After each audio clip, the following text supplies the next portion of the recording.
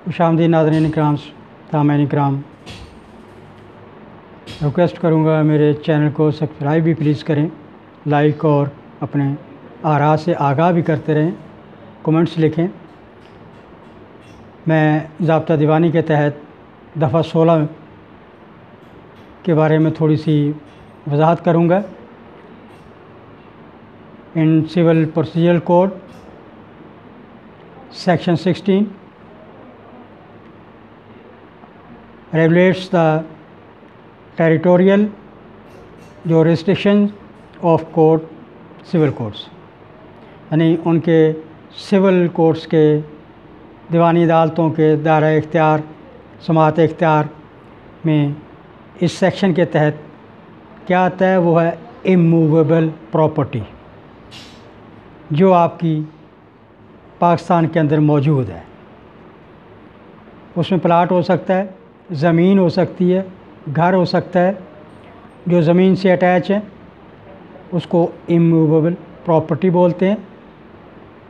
जो general class act 1985 दफ़ा 3 sub section 26 के तहत उसमें इसकी तारीफ़ बयान की गई है कि इमूवेबल प्रॉपर्टी क्या होती है।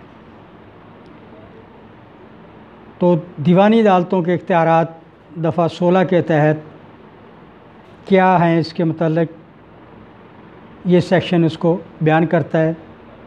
इस पे जब कोई डिस्प्यूट, कोई मुकदमाबाजी होती है, कोई अराइज़ होता है, तो इस सेक्शन के तहत कोर्ट ने अपना जजमेंट देकर फ़ैसला सुनाना होता है। वो सारे process, evidence, documentation on receiving firstly the application, उसके बाद सारा प्रोसेस चलता है। ये सेक्शन ख़ुसूसन गैर मनकूला जायदाद जिसको आप बोलते हैं, इमूवेबल प्रॉपर्टी को डील करता है।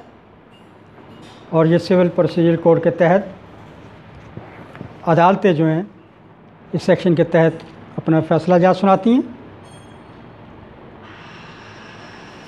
उसमें जनरल क्लास एक्ट 1985 इसकी गैर मनकूला जायदाद या इमूवेबल प्रॉपर्टी के बारे में वजाहत करता है कि उसमें आपकी ज़मीन हो सकती है, लैंड भी, benefits to arise out of land, जो आप ज़मीन से फ़ायदे हासिल कर रहे हैं वो हो सकते हैं, या उसके साथ जो अटैच की गई हैं, उसमें नस्ब की गई हैं चीज़ें to earth permanently, fasten to anything attach to earth, या आपने ज़मीन पे कोई चीज़, ट्यूबवेल है, जनरेटर हैं, अपनी ज़मीन को पानी लगाने के लिए लगाए हैं, वो उसके साथ अटैच हैं, तो वो इमूवेबल प्रॉपर्टी में आएंगे। ये दफ़ा 16 उसकी वजाहत करता है। और इस पे अगर कोई केस बनता है, यानी कि आपको कोई मसला बन जाता है, तनाज़ा पैदा होता है, तो कोर्ट के पास इख्तियार है कि दफ़ा 16 के तहत अपने इख्तियारात इस्तेमाल करते हुए इस केस को सुने, देखे, अपनी ओपिनियन, जजमेंट और फाइनल डिसीजन डिक्लेयर करें। उसके बाद under section 3 of the Transfer of Property Act 1882, the term immovable property does not include the standing timber, growing crops and grass। यानी ज़मीन के ऊपर जो दरख्त, टिम्बर आपका बेचने के लिए लगा हुआ है, वो इमूवेबल प्रॉपर्टी में नहीं आएगा। फसल उगाते हैं उस पर, वो नहीं आएगी, वो गैर मनकूला जायदाद में नहीं आएगी, वो तो मूवेबल है। आप फसल काटते हैं, बनाते हैं, बेच देते हैं।